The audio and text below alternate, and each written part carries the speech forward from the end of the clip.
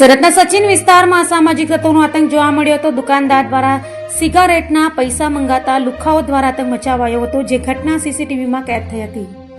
સુરતના સચિન પોલીસની પેટ્રોલિંગ પર ફરી સવાલો ઉભા થયા છે. વાત છે કે સચિન વિસ્તારમાં આવેલ ડિલક્સ સોડા ઉપર લુખ્ખા તત્વોએ આતંક મચાવ્યો હતો. દુકાનદાર દ્વારા સિગરેટના પૈસા મંગાતા લુખ્ખા તત્વો દ્વારા આતંક મચાવાયો હતો, જે સમગ્ર ઘટના સીસીટીવીમાં કેદ થઈ હતી.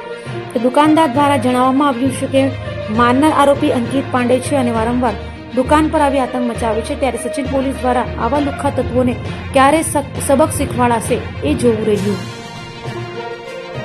મારું નામ અનિલ યોગાનંદી, સુરત સચિનમાં ડિલક્સ સોડા શોપની દુકાન ધરાવું છું.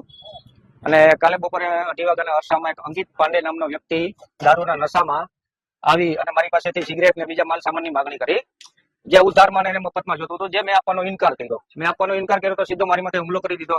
મારી કાનની બૂટ ફાડી નાખી છે, માથાના ભાગે વાગેલું છે, ગળાના ભાગે મૂંઢ માર વાગેલો છે. પછી મેં સીધો 100 નંબર ડાયલ કરી અને પોલીસને બોલાવેલી. પોલીસ આવી. એ સમય દરમિયાન અહીંયાથી ફરાર થઈ ગયેલો. પછી અમે પોલીસ સ્ટેશને ગયા. પોલીસ સ્ટેશને જઈને અરજી આપી તો પોલીસ દ્વારા એવું કહેવામાં આવ્યું કે ભાઈ હવે એ વ્યક્તિ આ કોમ્પ્લેક્સમાં આવે તો તમે અમને જાણ કરજો, અથવા સચિનમાં તમને ગમે ત્યાં દેખાય તો તમે અમને ફોન કરજો, પછી અમે એની ધરપકડ કરશું.